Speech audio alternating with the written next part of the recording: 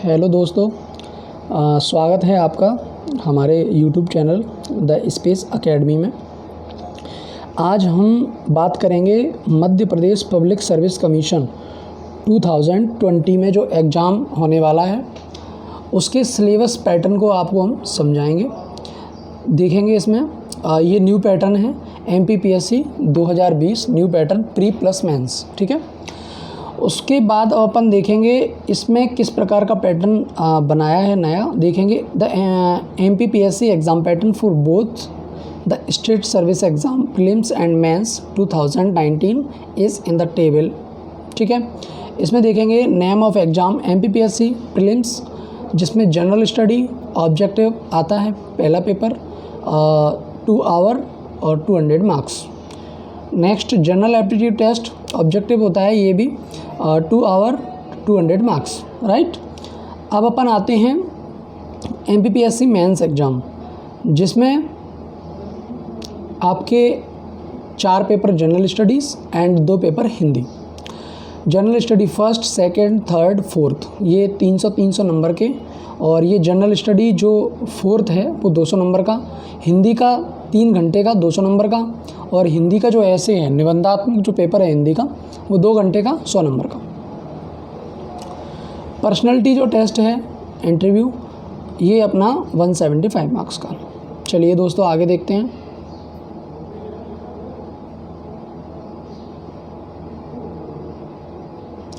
राज्य सेवा प्रारंभिक परीक्षा पाठ्यक्रम प्रश्न पत्र सामान्य अध्ययन। सबसे पहले इसमें अपन ये देखेंगे कि किसके बारे में। अब ये जो मध्य प्रदेश का नया सिलेबस है इसमें एक एक टॉपिक को बहुत अच्छे से समझाया गया है, तो आप थोड़ा सा ध्यान से देखेंगे। पहला अपना जो टॉपिक आता है वो आता है मध्य प्रदेश का इतिहास, संस्कृति एवं साहित्य। तो इसके अंदर अपन को वही टॉपिक पढ़ना है जो सिलेबस में दिया गया है, इसके अलावा अपन को एक्स्ट्रा कुछ भी नहीं पढ़ना है। जैसे कि पहला सिलेबस में जो टॉपिक है वो दिया है मध्य प्रदेश के इतिहास की महत्वपूर्ण घटनाएं एवं प्रमुख राजवंश। तो देखेंगे सबसे पहले मध्य प्रदेश में वो घटनाएं अपन को पढ़नी हैं जो मध्य प्रदेश के इतिहास में घटित हुई हैं एवं प्रमुख राजवंश पढ़ने हैं, ठीक है। उसके अलावा जो राजवंश के अलावा दूसरा टॉपिक आता है इसमें स्वतंत्रता आंदोलन में मध्य प्रदेश का योगदान। मध्य प्रदेश के जैसे ग्वालियर है और ये जो ज़िले हैं इनका मध्य प्रदेश के स्वतंत्रता आंदोलन में काफ़ी अधिक महत्व रहा है और योगदान रहा है। काफ़ी लड़ाइयाँ जैसे झांसी की रानी, तात्या टोपे वगैरह का जो संबंध है वो मध्य प्रदेश में ग्वालियर से रहा है। तो ये चीज़ों को अपन को पढ़ना है। अब आगे देखेंगे मध्य प्रदेश की प्रमुख कलाएँ एवं स्थापत्य कला। तो मध्य प्रदेश की जो कलाएं हैं, आर्ट्स हैं, वो अपन को पढ़नी है। उसके बाद मध्य प्रदेश की प्रमुख जनजातियां एवं बोलियां। फिर आप लोग पढ़ेंगे मध्य प्रदेश की प्रमुख जनजातियां कौन कौन सी हैं और किस क्षेत्र में कौन सी बोलियां बोली जाती हैं। उसके बाद फिर आप देखेंगे प्रदेश के प्रमुख त्यौहार, लोक संगीत, लोक कलाएँ एवं लोक साहित्य। फिर आप लोग इस टॉपिक को पढ़ेंगे और इनके साथ ही साथ आप टॉपिक वाइज नोट्स बनाते जाएं, क्योंकि यदि आप टॉपिक वाइज नोट्स बनाते जाएंगे तो जब आप एग्ज़ाम के नज़दीक जो समय होगा उसमें आपको रिवीजन करने में काफ़ी आसानी होगी। और नोट्स बनाने का सबसे अच्छा तरीका, जैसे कि आप टॉपिक पढ़ रहे हैं मध्य प्रदेश के इतिहास की प्रमुख घटनाएँ और प्रमुख राजवंश, तो ये एक हेडलाइंस डालें आप अपने नोट्स में, और नोट्स कोशिश करें कि जो A4 साइज़ का पेपर आता है उस पर बनाने की कोशिश करें, क्योंकि इससे आपकी राइटिंग की प्रैक्टिस भी बहुत अच्छी होगी और एक लिखने का जो अभ्यास होगा वो भी बहुत अच्छा होगा। तो जैसे आप नोट्स बनाना स्टार्ट करते हैं तो उसमें आपको क्या करना है, मध्य प्रदेश के इतिहास की प्रमुख घटनाएं, है ना, उसके अलावा राजवंश, तो इनका एक अलग हेडलाइंस डालकर और इसमें प्रमुख घटनाएं और प्रमुख राजवंश को आप इसमें नोट कर देंगे। इसी प्रकार से स्वतंत्रता आंदोलन के मध्य प्रदेश में योगदान, ये दूसरी हेडिंग हो जाएगी आपकी। तीसरी हेडलाइन, चौथी, पांचवी, इस तरीके से आप हेडलाइन बनाते जाएं और उनके अंदर के मटेरियल्स को according to book and writer उसे पढ़ते जाएँ। उसके बाद देखेंगे मध्य प्रदेश में प्रमुख साहित्यकार एवं उनकी जो कृतियाँ हैं उन्हें आप एक साइड से नोट करेंगे और बहुत अच्छी डिटेल में उसे पढ़ लेंगे। मध्य प्रदेश के प्रमुख धार्मिक एवं पर्यटन स्थल हैं, उन्हें एक साइड हेडलाइंस बनाएंगे और उन्हें बहुत अच्छी तरीके से नोट कर देंगे। उसके बाद अगला टॉपिक आता है मध्य प्रदेश के प्रमुख जनजातीय व्यक्तित्व। अब मध्य प्रदेश के जो प्रमुख जनजातीय व्यक्तित्व हैं उनका एक अलग से आप हेडलाइन बनाएंगे पेज पर, और उसकी सारे जो जनजातीय व्यक्तित्व है उन्हें आप एक साइड से नोट कर देंगे। सेकेंड टॉपिक आता है अपना भारत का इतिहास। अब भारत के इतिहास के लिए भी आपको एक अलग से नोट्स तैयार करना है। जब आपके notes according to syllabus and topic तैयार हो जाएंगे तो जब आप इन्हें पढ़ने बैठेंगे तो आपको बहुत आसानी होगी और पढ़ने में मज़ा भी बहुत आएगा। हाँ, थोड़ी सी मेहनत तो रहेगी, लेकिन उसका जो रिज़ल्ट है वो आफ्टर समटाइम्स पॉजिटिव रिज़ल्ट आएगा, क्योंकि आप जिस चीज़ के लिए आप तैयारी कर रहे हो, सिलेक्शन के लिए पढ़ रहे हो, आप PCS फाइट करने के लिए पढ़ रहे हो, तो उसके लिए इतनी मेहनत, इतनी लगन आपको लगानी और करनी ही पड़ेगी अगर आप PSC एग्ज़ाम को फाइट करना चाहते हैं तो। अगला टॉपिक अपना क्या था? भारत का इतिहास। तो इसमें देखेंगे प्राचीन एवं मध्यकालीन भारत के इतिहास की प्रमुख विशेषताएं, घटनाएं एवं उनकी प्रशासनिक, सामाजिक तथा आर्थिक व्यवस्थाएं। तो ये टॉपिक आप बनाओगे और उसके अंदर फिर एक एक टॉपिक बना के लिखोगे। जैसे प्राचीन एवं मध्यकालीन भारत का जो इतिहास है, पहले उसे आप नोट करोगे और बहुत अच्छे से पढ़ोगे, उसकी विशेषताएं नोट करोगे। उसके बाद घटनाएं एवं उनकी प्रशासनिक, सामाजिक और आर्थिक व्यवस्थाएं। फिर दूसरा टॉपिक आता है अपना 19वीं और 20वीं शताब्दी में सामाजिक एवं धार्मिक सुधार आंदोलन। 19वीं और 20वीं शताब्दी में जो सामाजिक एवं धार्मिक सुधार के जो आंदोलन थे उनके बारे में आप बहुत अच्छे से अध्ययन करेंगे और सेल्फ नोट्स तैयार कर लेंगे। उसके बाद आता है अपना स्वतंत्रता संघर्ष एवं भारतीय राष्ट्रीय आंदोलन। उसके बाद आप इस टॉपिक को भी पढ़ोगे, स्वतंत्रता का संघर्ष कैसा था, भारतीय राष्ट्रीय आंदोलन में क्या योगदान था, वो सारी चीज़ों को आप पढ़ के उसके बाद इसके सेल्फ नोट्स तैयार करोगे। अगला टॉपिक आता है अपना स्वतंत्रता के पश्चात भारत का एकीकरण एवं पुनर्गठन। जब स्वतंत्रता भारत को मिली तो भारत का जो एकीकरण है वो कैसे हुआ, पुनर्गठन कैसे हुआ, इसके बारे में भी आपको थोड़ा सा पढ़ना है। और मेरे हिसाब से इसमें आप बहुत डिटेल्स में पढ़ें और नोट्स भी बहुत डिटेल में बनाएं, क्योंकि Madhya Pradesh public service commission का जो एग्ज़ाम है उसमें हो सकता है काफ़ी डिटेल्स में सिलेबस पूछा जाए। अगला टॉपिक आता है अपना मध्य प्रदेश का भूगोल। अब मध्य प्रदेश के भूगोल में आपको कौन कौन सी चीज़ें पढ़नी है देखेंगे। मध्य प्रदेश के वन पढ़ने हैं। सबसे पहला टॉपिक क्या बना आपका, मध्य प्रदेश के वन। तो मध्य प्रदेश में जितने भी वन हैं उन्हें आप एक साइड से नोट्स बनाएं और उन्हें अच्छे से पढ़ें। कब उन्हें वन घोषित किया गया, क्या किस तरीके की जो व्यवस्थाएं हैं वो बनाई गई, कौन सा वन कहाँ किस क्षेत्र में कितना फैला हुआ है, इस चीज़ की आप जानकारी संपूर्ण तरीके से पढ़ सकते हैं। उसके अलावा वनोपज मतलब वन में उपज होने वाली, वन्य जीव मतलब जो वन में रहने वाले जीव, नदियाँ, पर्वत श्रृंखलाएँ, ये आदि आपको चीज़ें पढ़नी पड़ेंगी और उनके सेल्फ नोट्स भी आप तैयार करते जाएं। अगला टॉपिक है मध्य प्रदेश की जलवायु के बारे में भी आप अपना सेल्फ नोट्स बनाएंगे और इन्हें अच्छे से डिटेल में पढ़ेंगे। अगला टॉपिक आएगा मध्य प्रदेश के प्राकृतिक एवं खनिज संसाधन। तो मध्य प्रदेश में कौन कौन से संसाधन प्राकृतिक हैं और कौन कौन से संसाधन खनिज हैं, इनके बारे में भी आप उन्हें डिटेल में नोट्स बनाएंगे। उसके अलावा मध्य प्रदेश में परिवहन। अब मध्य प्रदेश में जो परिवहन है उसके बारे में भी आप पढ़ेंगे। मध्य प्रदेश का परिवहन कौन कौन से क्षेत्र में कहाँ कहाँ किस तरीके से लागू होता है, कौन सा नेशनल हाईवे कहाँ जाता है, कौन से नेशनल हाईवे को कहाँ से कहाँ जोड़ा गया है, कौन से नेशनल हाईवे पे किस किस क्षेत्र के लिए यातायात सुविधाएं हैं, ये सारी चीज़ें आप पढ़ोगे। उसके अलावा पढ़ोगे आप मध्य प्रदेश की प्रमुख सिंचाई एवं विद्युत परियोजनाएँ, मध्य प्रदेश के प्रमुख सिंचाई केंद्र। उसके बाद विद्युत की जो परियोजनाएं हैं उन्हें भी आप पढ़ोगे। मध्य प्रदेश में कृषि, पशुपालन एवं कृषि आधारित उद्योग। मध्य प्रदेश में सबसे अधिक कृषि किस चीज़ की कहाँ कहाँ होती है, किस क्षेत्र की कृषि किस मामले में फेमस है, प्रसिद्ध है। पशुपालन सबसे अधिक कहाँ होता है, किस क्षेत्र में सबसे ज़्यादा पशुपालन किस पशु का होता है, एवं कृषि आधारित उद्योग मतलब कौन कौन से ऐसे उद्योग हैं जो कृषि पर आधारित हैं। भारत एवं विश्व के भूगोल पे आते हैं। अब आप लोग देखेंगे चौथा टॉपिक है अपना भारत एवं विश्व का भूगोल। तो इसमें देखेंगे सबसे पहले जो भूगोल पढ़ेंगे वो भौतिक भूगोल होगा। उसके अलावा प्राकृतिक संसाधन, सामाजिक भूगोल, आर्थिक भूगोल। इनके अंदर का जो मटेरियल्स है वो आप किसी भी बुक से बहुत अच्छी डिटेल में पढ़ सकते हैं, जैसे भौतिक विशेषताएं और प्राकृतिक प्रदेश, ये भौतिक भूगोल में आ जाएगा। प्राकृतिक संसाधन में अपनी ये आती हैं, देखो वन, खनिज संपदा, जल, कृषि, वन्यजीव, राष्ट्रीय उद्यान, अभ्यारण्य और सफारी, ये सारी चीज़ें अपनी काय में आ गई प्राकृतिक संसाधन में। जो संसाधन प्रकृति के द्वारा दिए गए हैं वो सारी चीज़ें अपनी कौन सी होती हैं, प्राकृतिक संसाधन। उसके बाद आता है अपना सामाजिक भूगोल। देखिए अब जो समाज के द्वारा स्थापित किया गया हो उसे अपन क्या कहेंगे, सामाजिक भूगोल। जैसे जनसंख्या संबंधी, अब जनसंख्या किस पे निर्भर है, बढ़ाना और घटाना। बताओ आप, जनसंख्या बढ़ाना किसके ऊपर निर्भर है, सामाजिक पर। अपना जो सामाजिक भूगोल है उसके अंदर आएगा जनसांख्यिकी, जनसंख्या वृद्धि, आयु, लिंगानुपात, साक्षरता, आर्थिक गतिविधियाँ, ये सब समाज पर निर्भर हैं। उसके बाद आता है अपना आर्थिक भूगोल। प्राकृतिक एवं मानवीय संसाधन, जैसे उद्योग है, यातायात के साधन है, विश्व के महाद्वीप, देश, महासागर, नदियाँ, पर्वत, ये सारी चीज़ें किस में आएंगी, आर्थिक भूगोल में। उसके अलावा आएगा विश्व के प्राकृतिक संसाधन। विश्व के प्राकृतिक संसाधन में अपनी जो विश्व में, पूरे विश्व में जो प्रकृति के द्वारा जो संसाधन दिए गए हैं उनके बारे में अपन को डिटेल्स पढ़नी होगी। ये इसलिए पढ़नी होगी क्योंकि ये भारत और विश्व के भूगोल की बात हो रही है। उसके अलावा फिर आते हैं परंपरागत एवं गैर परंपरागत ऊर्जा के स्रोत। अब इसमें तो आपने 10th क्लास या 12th क्लास में ये फिजिक्स में और साइंस में पढ़ा होगा कि परंपरागत स्रोत कौन कौन से होते हैं और गैर परंपरागत स्रोत कौन कौन से होते हैं, उसके बारे में भी अपन इसमें डिटेल्स पढ़ेंगे। सॉरी, अगला देखेंगे 5 टॉपिक है अपना राज्य की संवैधानिक व्यवस्था, मतलब कि मध्य प्रदेश की संवैधानिक व्यवस्था के बारे में भी आपको अध्ययन करना है और सेल्फ नोट्स तैयार करनी है। जैसे राज्यपाल, मंत्रिमंडल, विधानसभा, उच्च न्यायालय, इसके बारे में भी आपको ये डिटेल्स पढ़नी है। अगला टॉपिक आता है अपना मध्य प्रदेश में त्रिस्तरीय पंचायती राज एवं नगरीय प्रशासन व्यवस्था। अब ये टॉपिक भी आप, अच्छा, ये सारे टॉपिक पढ़ने के लिए आपको अलग अलग किताबों की आवश्यकता पड़ सकती है। इंटरनेट के माध्यम से भी आप किसी भी टॉपिक को क्लियर कर सकते हैं, किसी पुरानी किताब के हिसाब से, या आपके कोई फ्रेंड्स हों या आपके कोई सीनियर्स हों या आपके कोई टीचर्स हों तो उनसे आप नोट्स का कलेक्शन कर सकते हैं। लेकिन प्रत्येक टॉपिक को आप थोड़ा गहराई से पढ़ें और सेल्फ नोट्स की जो हैबिट है उसे बिल्कुल ना छोड़ें, क्योंकि आपकी सफलता के पीछे सबसे ज़्यादा जो हाथ होता है वो होता है सेल्फ नोट्स का। तो जो सेल्फ नोट्स बना रहे हैं वो विद्यार्थी बिल्कुल सफल हैं।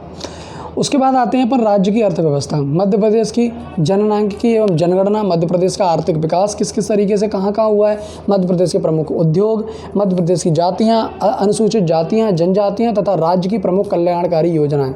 मध्य प्रदेश राज्य की जो कल्याणकारी योजनाएं हैं उनके बारे में भी अपन को अध्ययन करना है।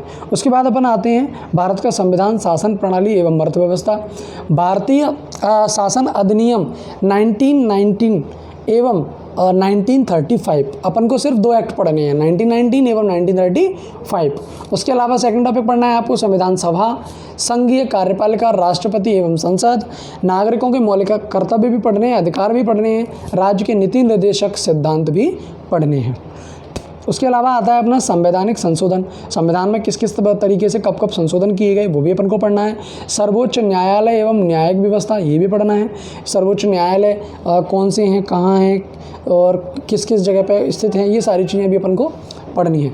भारतीय अर्थव्यवस्था, औद्योगिक विकास और विदेश व्यापार, आयात एवं निर्यात, ये भी अपन को पढ़ना है। जैसे भारतीय अर्थव्यवस्था में औद्योगिक विकास का क्या महत्व है, विदेशी व्यापार एवं आयात निर्यात। उसके अलावा आप पढ़ेंगे वित्तीय संस्थाएं, रिजर्व बैंक, राष्ट्रीयकृत बैंक, SEBI, NSE, गैर बैंकिंग वित्तीय संस्थान, इनके बारे में भी आप डिटेल्स इंटरनेट के माध्यम से, नोट्स के माध्यम से या फिर किसी किताब के माध्यम से पढ़ सकते हैं। उसके अलावा अपना टॉपिक आता है विज्ञान एवं पर्यावरण। इसमें आप विज्ञान के मौलिक सिद्धांत पढ़ेंगे, भारत के प्रमुख वैज्ञानिक संस्थान एवं उनकी उपलब्धियाँ, उपग्रह एवं अंतरिक्ष प्रौद्योगिकी, ये भी पढ़ेंगे।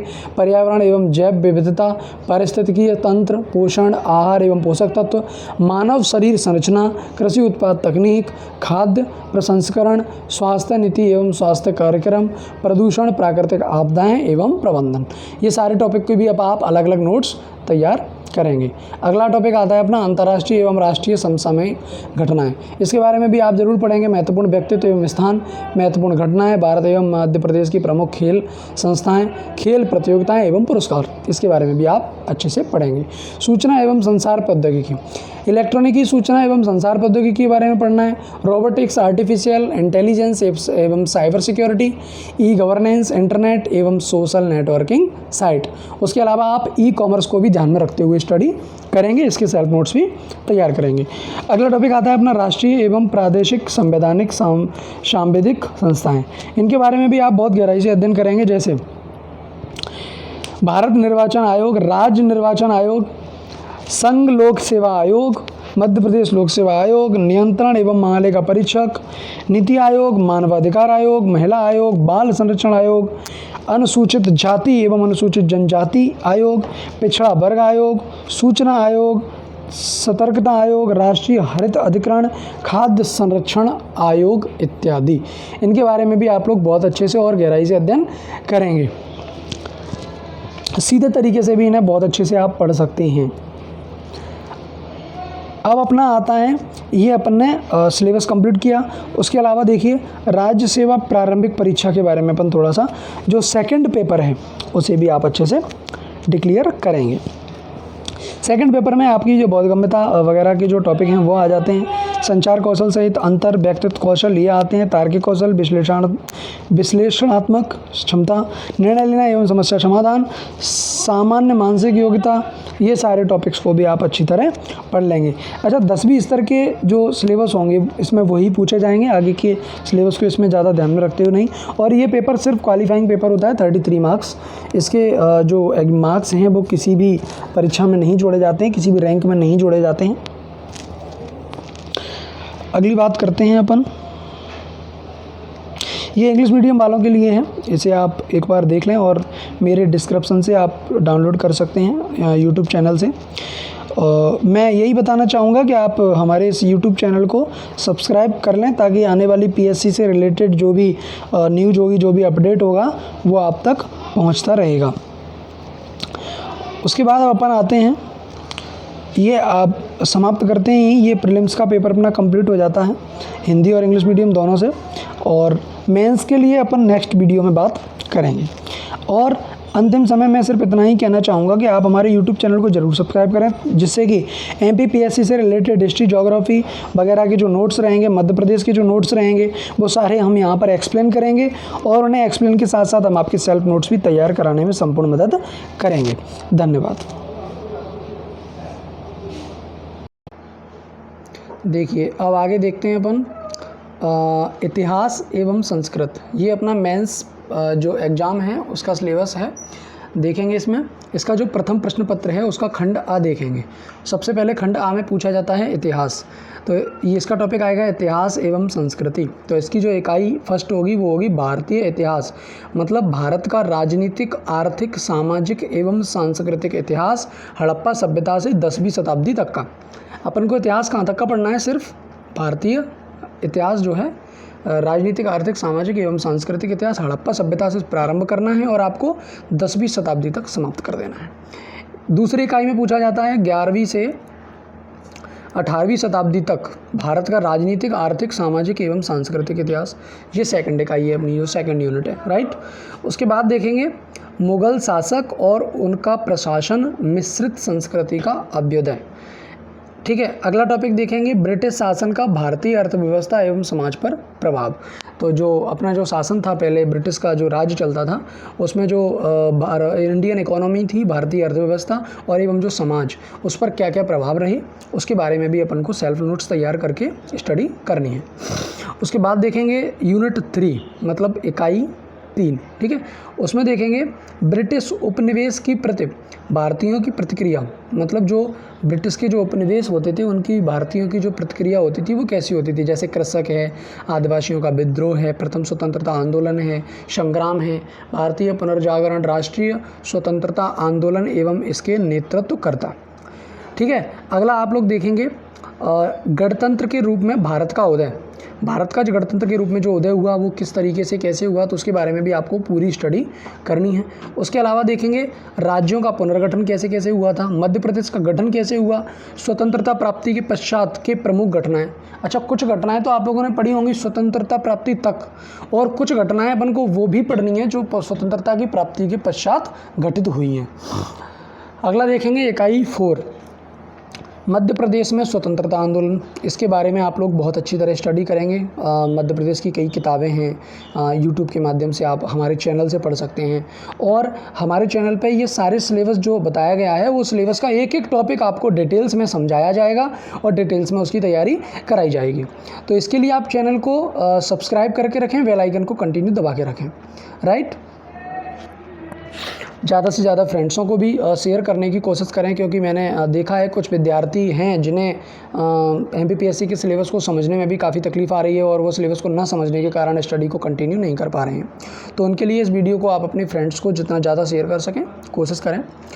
उसके बाद देखेंगे भारतीय संस्कृति, सांस्कृतिक विरासत, मध्य प्रदेश के विशेष संदर्भ में। अच्छा, भारत की जो सांस्कृतिक विरासत हैं जिनका संबंध मध्य प्रदेश के विशेष संदर्भ में है, उन्हें भी आप अच्छे से स्टडी करेंगे। जैसे प्राचीन काल से आधुनिक काल तक विभिन्न कला प्रारूपों, साहित्य, पर्व, उत्सव एवं वास्तुकला के प्रमुख पक्ष। उसके बाद देखेंगे मध्य प्रदेश के विश्व धरोहर स्थल एवं पर्यटन। मध्य प्रदेश में जो मध्य प्रदेश के जो स्थल हैं वो विश्व धरोहर में शामिल किए गए हैं वो लोग, वो स्थल एवं पर्यटन स्थल, राइट। उसके बाद देखेंगे इकाई 5, मध्य प्रदेश की प्रमुख रियासतें गोंडवाना, अपन को जो वो रियासतें पढ़नी है जो इसमें सिलेबस में दी गई हैं, जैसे गोंडवाना, बुंदेली, बघेली, होलकर, सिंधिया एवं भोपाल रियासत प्रारंभ से स्वतंत्रता प्राप्ति तक।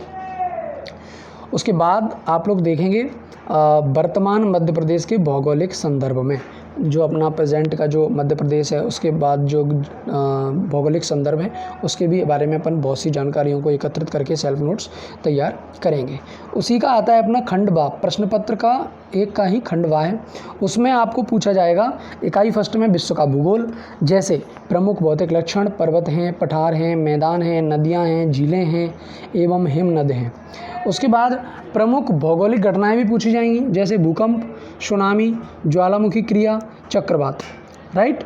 उसके बाद देखेंगे विश्व की जलवायु, मतलब विश्व की जलवायु के बारे में, ऋतुओं के बारे में, वर्षा का जो वितरण है उसके बारे में, जलवायु प्रदेश, जलवायु परिवर्तन एवं उसके प्रभाव, उसके बारे में भी आपसे discuss Madhya Pradesh public service commission के एग्जाम में किया जाएगा। उसके बाद अगला टॉपिक देखेंगे भारत का भूगोल। अभी अपन ने इकाई फर्स्ट में अपन ने पढ़ा विश्व का भूगोल, अब अपन देखेंगे भारत का भूगोल। प्रमुख भौतिक स्वरूप, पहला टॉपिक आता है भारत के भूगोल का, क्या है? प्रमुख भौतिक स्वरूप, पर्वत, पठार, मैदान, नदियाँ, झीलें एवं हिमनद। वही सारी चीज़ें जो विश्व के भूगोल की पढ़नी है वो भारत के भूगोल को भी पढ़नी है। उसके बाद भारत के भू आकृतिक प्रदेश देखेंगे। जलवायु में देखेंगे मानसून की उत्पत्ति, एल नीनो जलवायु एवं ऋतुओं, वर्षा का वितरण एवं जलवायु प्रदेश।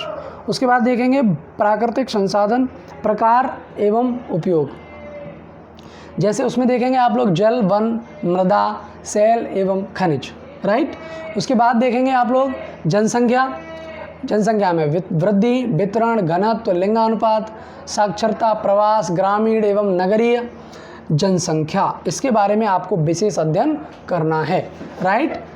सेकंड देखेंगे अपन खाद्य प्रसंस्करण एवं संबंधित उद्योग, इसके बारे में भी अपन बहुत अच्छी डिटेल्स में पढ़ेंगे, जैसे संभावनाएं एवं महत्व, उद्योगों का स्थानीयकरण, उद्योगों की पूर्ववर्ती एवं अग्रवर्ती आवश्यकताएं, मांग पूर्ति श्रृंखला प्रबंधन, इसके बारे में बहुत अच्छे से अपन डिटेल को क्लियर करेंगे। जैसे देखेंगे खाद्य प्रसंस्करण एवं संबोधित जो उद्योग है उसको आप बहुत अच्छे तरीके से एक बार रिवाइज करके सेल्फ नोट्स करके तैयार करें, ताकि ये एग्जाम टाइम पे आपको बहुत आसानी से समझ में आएगा और आप परीक्षा में बहुत अच्छे से लिख पाएंगे। अगला टॉपिक देखते हैं अपन इकाई थर्ड। तीसरी इकाई में मध्य प्रदेश का भूगोल दिया गया है, प्रमुख भू आकारिक प्रदेश। उसके बाद उसमें अंदरूनी जो डिटेल्स है वो ये पढ़नी है, नर्मदा घाटी एवं मालवा पठार के विशेष संदर्भ में।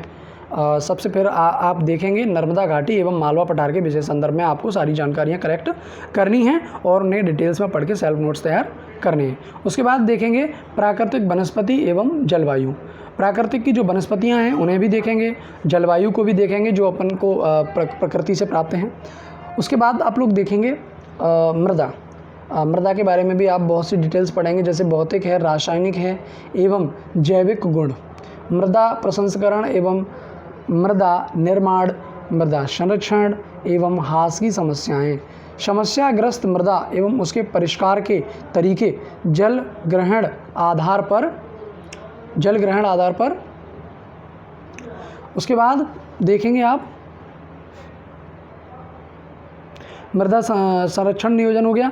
उसके बाद देखेंगे खनिज एवं ऊर्जा का संसाधन, प्रकार, वितरण एवं उपयोग। खनिज एवं जो ऊर्जा के संसाधन हैं उनके प्रकार पढ़ने हैं, उनका वितरण कहाँ कहाँ होता है वो पढ़ना है, और उनके जो उपयोग हैं वो कहाँ कहाँ किस तरीके से होते हैं ये भी आपको पढ़ना है।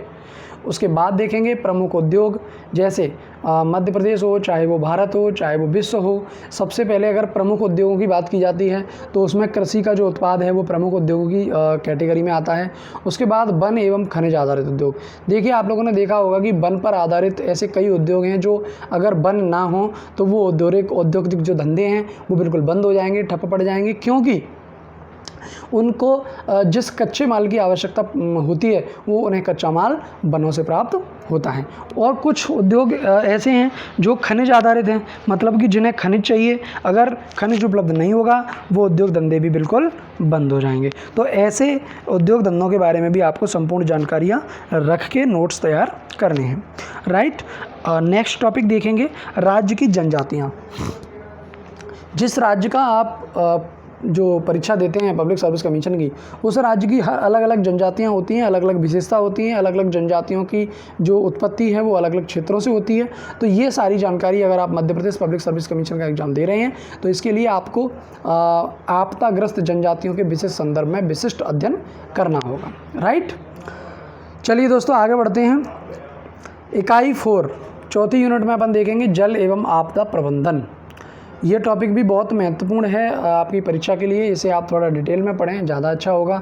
जैसे कि पेयजल की आपूर्ति कैसे करनी है, जल की अशुद्धि के कारण एवं गुणवत्ता का प्रबंधन भी आपको पढ़ना है। राइट, जल प्रबंधन, भू जल एवं जल संग्रहण। जल का प्रबंधन मतलब कि जो वाटर मैनेजमेंट है वो भी आपको पढ़ना है, और जो भूजल है एवं जल संग्रहण है वो भी आपको पढ़ना है, वाटर कंजर्वेशन वगैरह हैं।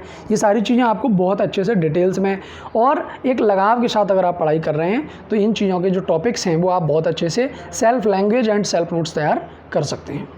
उसके बाद देखेंगे प्राकृतिक एवं मानव निर्मित आपदाएं, आपदा प्रबंधन की अवधारणाएं एवं विस्तार की संभावनाएं, विशिष्ट खतरे एवं उनका शमन। देखिए, प्राकृतिक एवं मानव निर्मित आपदाएं, आपने कई आपदाएं देखी होंगी जो प्राकृतिक से भी निर्मित हैं, प्रकृति के भी द्वारा निर्मित की जाती हैं और मानव के द्वारा निर्मित की जाती हैं। वो सारी आपदाओं के बारे में आप जानकारी लेंगे। अगला टॉपिक देखेंगे आपदा प्रबंधन की अवधारणाएं। आपदा प्रबंधन की जो अवधारणाएं हैं उनके बारे में भी आप डिटेल्स में पढ़ेंगे, एवं विस्तार की संभावनाएं। अब वो विस्तार की संभावनाओं को भी आप बहुत गहराई से पढ़ेंगे और उन्हें समझेंगे और उनके सेल्फ नोट्स तैयार करेंगे। अभी मैं आपको सिर्फ सिलेबस समझा रहा हूँ और ये बिल्कुल भी इसका अर्थ नहीं है कि मैंने आपको सिलेबस को पढ़ा दिया है।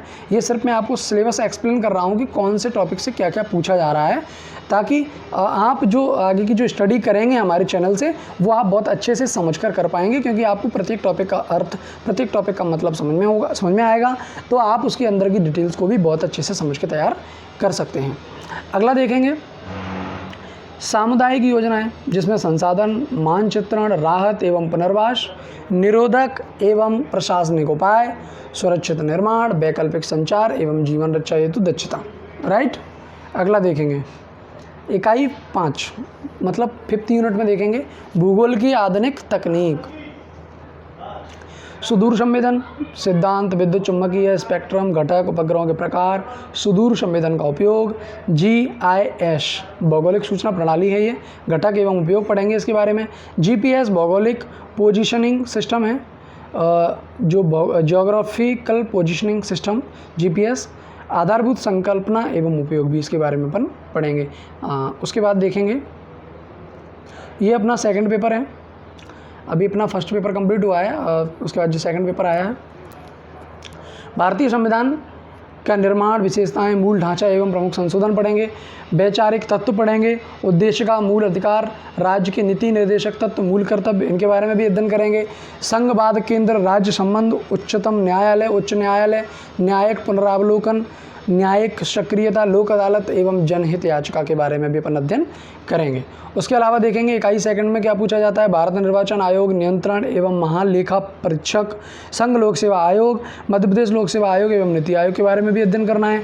भारतीय राजनीति में जाति, धर्म, वर्ग, नरजातीयता, भाषा एवं लिंग की भूमिका, भारतीय राजनीति में राजनीतिक दल एवं मतदान व्यवहार, सिविल सोसाइटी एवं जन आंदोलन, राष्ट्रीय अखंडता एवं सुरक्षा से जुड़े मुद्दे पे भी अपन चर्चा करेंगे। उसके बाद इकाई 3 संविधान के 73वें और 74वें संशोधन के संदर्भ में जन भागीदारी एवं स्थानीय शासन, इसके बारे में भी अपन डिटेल्स पढ़ेंगे। जवाबदेही एवं अधिकार, प्रतिस्पर्धा आयोग, उपभोक्ता फोरम, सूचना आयोग, महिला आयोग, मानव अधिकार आयोग, अनुसूचित जाति, अनुसूचित जनजाति, अनुसूचित पिछड़ा वर्ग आयोग, केंद्रीय सतर्कता आयोग। लोकतंत्र की विशेषताएं क्या हैं, राजनीतिक प्रतिनिधित्व, निर्णय प्रक्रिया में नागरिकों की भागीदारी, समुदाय आधारित संगठन CBO, गैर सरकारी संगठन NGO एवं स्व सहायता समूह SHG, मीडिया की भूमिका एवं समस्याएं, इलेक्ट्रॉनिक प्रिंट एवं सोशल मीडिया के बारे में भी अध्ययन करेंगे। इकाई 4 आती है भारतीय राजनीतिक विचारक, Kautilya, Mahatma Gandhi, Jawaharlal Nehru, Sardar Vallabh bhai Patel, Ram Manohar Lohia, doctor B R Ambedkar, Deendayal Upadhyay, Jayaprakash Narayan के बारे में अपन राजनीतिक विचारात्मक पढ़ेंगे। इकाई 5वीं में देखेंगे प्रशासन एवं प्रबंधन, अर्थ, प्रकृति एवं महत्व, विकसित एवं विकासशील समाजों में लोक प्रशासन की भूमिका एक विषय के रूप में, लोक प्रशासन का विकास, नवीन लोक प्रशासन के सिद्धांत, इसे भी पढ़ेंगे। अवधारणाओं में अपन देखेंगे क्या पढ़ना है, शक्ति, सत्ता, प्राधिकारी, उत्तरदायित्व एवं प्रत्यायोजन, इसे भी पढ़ना है। संगठन के सिद्धांत, पद सोपान, नियंत्रण का क्षेत्र एवं आदेश की एकता को भी ध्यान में रखते हुए स्टडी करेंगे। लोक प्रबंधन के नवीन आयाम, परिवर्तन का प्रबंधन एवं विकास प्रशासन को भी स्टडी में अपन जोड़ेंगे। अर्थशास्त्र एवं समाजशास्त्र, सेकंड पेपर, खंड ब, उसमें अपना जो आएगा सोशल जो वर्क होगा वो और अर्थशास्त्र, इसे देखेंगे। इसमें भारत में कृषि उद्योग एवं सेवा क्षेत्र के मुद्दे पर पहल, भारत में राष्ट्रीय आय की गणना, भारतीय रिजर्व बैंक एवं व्यापारिक बैंकों के कार्य, वित्तीय समावेशन, मौद्रिक नीति, अच्छी कर प्रणाली की विशेषताएं, प्रत्यक्ष कर, अप्रत्यक्ष कर, सब्सिडी, नगद लेन देन, राजकोषीय नीति, इसके बारे में पढ़ेंगे। लोक वित्तीय वितरण प्रणाली, भारतीय अर्थव्यवस्था की वर्तमान प्रवृत्तियां एवं चुनौतियां, गरीबी, बेरोजगारी एवं क्षेत्रीय संतुलन, भारत का अंतर्राष्ट्रीय व्यापार एवं भुगतान संतुलन, विदेशी पूंजी की भूमिका, बहुस्तरीय कंपनियों के बारे में, प्रत्यक्ष विदेशी निवेश मतलब जो डायरेक्ट विदेशों से निवेश हो रहा है उसके बारे में, आयात एवं निर्यात के बारे में, उसकी नीति क्या रही है उसके बारे में, अंतर्राष्ट्रीय मुद्रा कोष उसके बारे में, विश्व बैंक के बारे में, एशियाई विकास बैंक, विश्व व्यापार संगठन, आसियान, सार्क, नाफ्टा और एवं ओपेक के बारे में भी अध्ययन करेंगे। मध्य प्रदेश के संदर्भ में सेकंड इकाई में पढ़ेंगे प्रमुख फसलें, कृषि जोत क्षेत्र एवं फसल प्रतिरूप, फसलों के उत्पादन, वितरण का भौतिक एवं सामाजिक पर्यावरणीय प्रभाव, बीज एवं खाद की गुणवत्ता एवं आपूर्ति से जुड़े मुद्दे, कृषि के तरीके, उद्यानिक मुर्गी पालन, डेयरी, मछली, पशुपालन आदि के मुद्दे एवं समस्याओं, कृषि उत्पादन, परिवहन, भंडारण एवं विपणन से संबंधित समस्याओं एवं चुनौतियों के बारे में भी अपन अध्ययन करेंगे। जैसे इसमें आपको डिटेल्स में दिया गया है कृषि की कल्याणकारी योजनाएं, सेवा क्षेत्र का योगदान, मध्य प्रदेश का आधारभूत ढांचा एवं संसाधन मध्य प्रदेश का जनांकिकी परिदृश्य एवं मध्य प्रदेश की अर्थव्यवस्था पर इसका क्या प्रभाव पड़ता है, इसके बारे में बहुत गहराई से अध्ययन करना है। औद्योगिक क्षेत्र, समृद्धि, प्रवृत्तियां एवं चुनौतियों के बारे में भी आपको बहुत अच्छे से डिटेल्स पढ़नी है। कुशल मानव संसाधन की उपलब्धता, मानव संसाधन का नियोजन एवं उत्पादकता, रोजगार के विभिन्न चलन ट्रेंड्स पे भी आपको टॉपिक पे बात करनी है। इकाई थर्ड आएगी मानव संसाधन विकास। शिक्षा के बारे में भी आपको बहुत अच्छे से डिटेल्स पढ़नी है। प्रारंभिक शिक्षा, उच्च शिक्षा, तकनीकी एवं चिकित्सा स्तरीय शिक्षा, व्यावसायिक शिक्षा की गुणवत्ताएं, बालिकाओं की शिक्षा पर भी आपको विशेष ध्यान देना है। उसके बाद निम्नलिखित वर्गों से संबंधित सामाजिक मुद्दे एवं उनके कल्याणकारी कार्यक्रम पे भी आप लोगों को बहुत अच्छे से ध्यान देकर स्टडी करनी है। जैसे निःशक्त वर्ग, वृद्धजन, बालक, महिलाएं, सामाजिक स्वरूप से वंचित वर्ग, विकास परियोजनाओं के फलस्वरूप विस्थापित वर्ग। इकाई चौथी देखेंगे सामाजिक समरसता के घटक, सभ्यता एवं संस्कृति की अवधारणा, भारतीय संस्कृति की विशेषताएं, संस्कार, विविध धर्म, वर्ण व्यवस्था, आश्रम, पुरुषार्थ, चतुष्टय धर्म व मत पंथों का समाज पर प्रभाव और विवाह की पद्धतियों के बारे में भी आप गहराई से अध्ययन करेंगे। यूनिट 5 देखेंगे जनसंख्या और स्वास्थ्य समस्याएं, स्वास्थ्य शिक्षा एवं सशक्तिकरण, परिवार कल्याण कार्यक्रम, जनसंख्या नियंत्रण, मध्य प्रदेश की जातियों की स्थिति, सामाजिक संरचना, रीति रिवाज, मान्यताएं, विवाह, नातेदारी, धार्मिक विश्वास एवं परंपराएं, जनजातियों में प्रचलित पर्व व उत्सव। अब आज की डेट में आपने देखा होगा प्रत्येक जाति का अलग अलग पर्व होता है, प्रत्येक जाति की अलग अलग संस्कृतियाँ होती हैं, इसके बारे में भी आप लोगों को बहुत अच्छे से गहराई से अध्ययन करना है। महिला शिक्षा, पारिवारिक स्वास्थ्य, जन्म मृत्यु,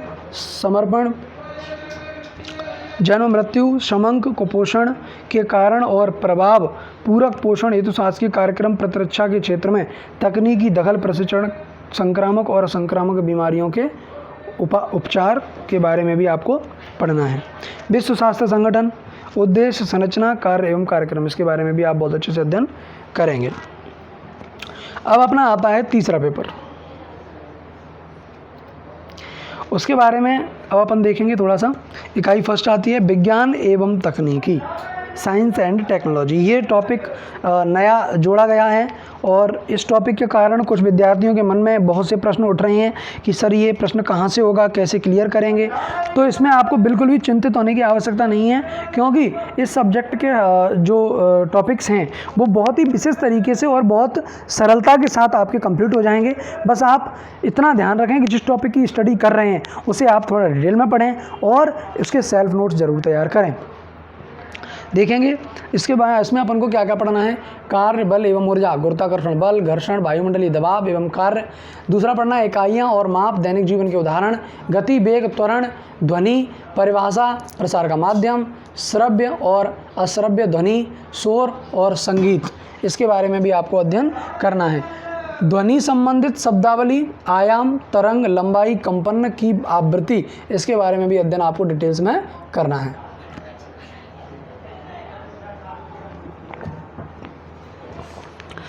सॉरी, आगे बढ़ते हैं। नेक्स्ट टॉपिक था अपना विद्युत। विभिन्न प्रकार के सेल, परपथ, इसके बारे में भी अपन को देखना है। चुंबक के बारे में भी बहुत सी डिटेल्स हैं, जैसे कि गुण, कृत्रिम चुंबक का निर्माण एवं उपयोग, इसके बारे में भी आप लोग डिटेल्स में पढ़ोगे। उसके अलावा प्रकाश के बारे में भी, परावर्तन, अपवर्तन, दर्पण एवं लेंस, प्रतिबिंब निर्माण, ऊष्मा, ताप मापन, थर्मामीटर, ऊष्मा का और रूपांतरण, इसके बारे में भी आप लोग डिटेल्स में पढ़ोगे। यूनिट सेकंड देखेंगे। तत्व, यौगिक और मिश्रण के बारे में भी आप बहुत डिटेल्स में पढ़ेंगे, जैसे कि उनकी परिभाषाएं हैं, रासायनिक प्रतीक हैं, गुण हैं, पृथ्वी पर उपलब्धता वगैरह हैं, इनके बारे में डिटेल्स पढ़नी है। पदार्थ और धातु, धातु के आवर्त सारणी, आवर्तता, ये भी देखनी होंगी। परमाणु और परमाणु संरचना के बारे में भी आपको बहुत सी डिटेल्स, विखंडन, संलयन, ये भी पढ़ना है। उसके अलावा आप अम्ल, क्षार, लवण वगैरह के बारे में भी बहुत सी ऐसी जानकारी हैं जिन्हें आप अच्छे से डिटेल में पढ़ेंगे। पीएच मान सूचक वगैरह देखने हैं। भौतिक और रासायनिक परिवर्तनों के बारे में भी आप डिटेल्स में पढ़ेंगे। दैनिक जीवन में रसायन क्या है वो भी आपको पढ़ना है। इकाई 3 में देखेंगे सूक्ष्म जीव एवं जैविक कृषि। कोशिकाओं के बारे में, जंतुओं के, पौधों के वर्गीकरण के बारे में आपको पढ़ना है। पौधों, पशुओं एवं मनुष्यों के पोषण, संतुलित आहार, विटामिन्स, हीनताजन्य रोग, हार्मोन्स, मानव शरीर के अंग संरचना, कार्य प्रणाली के बारे में भी आपको डिटेल्स में पढ़ना है। जीवों में श्वसन के बारे में पढ़ना है। पशुओं और पौधों में परिसंचरण देखना है। पशुओं और पौधों में प्रजनन, स्वास्थ्य, स्वच्छता एवं बीमारियों के बारे में कंप्लीट करना है। चौथी इकाई आती है अपनी कंप्यूटर के प्रकार, कंप्यूटर की पीढ़ियाँ, जनरेशन, विशेषताएं, ये देखनी है। Memory, input output devices, storage devices, software, hardware, operating system वगैरह, माइक्रोसॉफ्ट ऑफिस के बारे में भी आपको बहुत अच्छे से डिटेल्स पढ़नी है। कंप्यूटर की भाषाएँ, कंप्लाइजर, ट्रांसलेटर, इंटरप्रिंटर, असेंबलर, ये चीज़ें भी देखनी है। इंटरनेट एवं email, social media, e governance, विभिन्न उपयोगी पोर्टल साइट्स और वेब पेजेस पढ़ने हैं। इकाई 5 में देखेंगे संख्याएं एवं प्रकार, इकाई मापन की विधियां, समीकरण, गुणनखंड, लाभ हानि वगैरह, इनको भी आप बहुत अच्छे से पढ़ेंगे। सांख्यिकी में आप केंद्रीय, प्रवृत्ति, बहुलक वगैरह, इन चीज़ों की भी डिटेल्स में आप पढ़ेंगे। यूनिट 6 में देखेंगे आप संक्रामक रोग और उनकी रोकथाम, ये डिटेल्स आपको पढ़नी है। राष्ट्रीय टीकाकरण, आयुष चिकित्सा पद्धतियाँ के बारे में भी आपको आयुर्वेदिक, योग, यूनानी, सिद्धा, होम्योपैथी वगैरह पढ़नी है। केंद्र एवं राज्य शासन की महत्वपूर्ण स्वास्थ्य संबंधी कल्याणकारी योजना के बारे में देखना है। केंद्र एवं राज्य शासन की महत्वपूर्ण स्वास्थ्य संगठन देखने हैं। यूनिट 7 आ गई, इसे देखेंगे। 7 यूनिट के बाद अपने पास 8, 9, 10 यूनिट बची हैं। सबसे पहले अपन 7 को देखेंगे। 7 यूनिट में आपको बहुत सी डिटेल्स पढ़नी है, जैसे मानव जीवन पर विकास के प्रभाव, स्वदेशी प्रौद्योगिकी की सीमाएं, रिमोट सेंसिंग का इतिहास, भारत में रिमोट सेंसिंग, अनुसंधान में आपको देखो इसरो देखना है। उसके बाद RRCAT, DRDO, TIFR, NARL, NAC वगैरह के बारे में आपको बहुत सी डिटेल्स क्लियर करनी है। उसके अलावा अपन आते हैं इकाई 8 पे, ऊर्जा के पारंपरिक और गैर परंपरागत स्रोत वगैरह के बारे में परिभाषा, उदाहरण, एकांकीकरण और ऊर्जा प्रबंधन, संगठनात्मक एकीकरण, परिचालन कार्यों में ऊर्जा प्रबंधन वगैरह के बारे में डिटेल्स आपको पढ़नी है। इकाई 9 में देखेंगे पर्यावरण की परिभाषा के क्षेत्र में भी आपको बहुत सी डिटेल्स पढ़नी है। मानव गतिविधियाँ, मानवीय पर्यावरण, पर्यावरण से लाभ हानि वगैरह भी देखनी है। पर्यावरण की चुनौतियाँ, समस्याओं को भी अध्ययन करना है। पर्यावरण की जो शिक्षा है उसके बारे में भी आपको जागरूक होने की आवश्यकता है और उनकी स्वास्थ्य एवं सुरक्षा के संबंध में पढ़ना है। इकाई 10 में देखेंगे भूगर्भशास्त्र की परिभाषा एवं महत्व, पृथ्वी, भूपरपट्टी, मेंटल कोर, स्तनमंडल, जलमंडल, पृथ्वी की उत्पत्ति वगैरह के बारे में भी आप डिटेल्स पढ़ेंगे। चौथा पेपर आता है अपना दर्शन शास्त्र, मनोविज्ञान एवं लोक प्रशासन। इसके बारे में भी आपको क्या करना है, दार्शनिक विचारक, समाज सुधारक, सुकरात, प्लेटो, अरस्तु, महावीर, बुद्ध, आचार्य शंकरा, इनके बारे में आपको बहुत सी डिटेल्स, रविन्द्रनाथ टैगोर जी हैं, स्वामी विवेकानंद जी हैं, महर्षि अरविंद जी हैं, स्वामी दयानंद सरस्वती जी हैं, इनके बारे में आपको डिटेल्स पढ़ रही हैं। इकाई 2 देखेंगे, मनोवृत्ति, विषय वस्तु, तत्व प्रकार, मनोवृत्ति का निर्माण, मनोवृत्ति, परिवर्तन प्रबोधक, संप्रेषण, पूर्वाग्रह और विविध भारतीय संविधान में संदर्भ में रूढ़िवादिता, इसके बारे में भी आपको डिटेल्स बहुत सी पढ़नी है। इकाई 3 में मानवीय आवश्यकता एवं अभिप्रेरणा, इसके बारे में भी आप बहुत सी डिटेल्स पढ़ेंगे। भ्रष्टाचार के खिलाफ, भ्रष्टाचार के हित में भी आप बहुत सी चीज़ों को पढ़ेंगे। और इकाई 5 में आएगा अपना केस स्टडीज़, पाठ्यक्रम में सम्मिलित विषय वस्तु पर आधारित, जो पाठ्यक्रम में अपने बताए गए हैं उसके विषय वस्तु पर आधारित सारे केस स्टडीज़ को आप कंप्लीट करेंगे। तो आज के इस सिलेबस को अपन यहीं समाप्त करते हैं और हमारे इस यूट्यूब चैनल को सब्सक्राइब करें। धन्यवाद।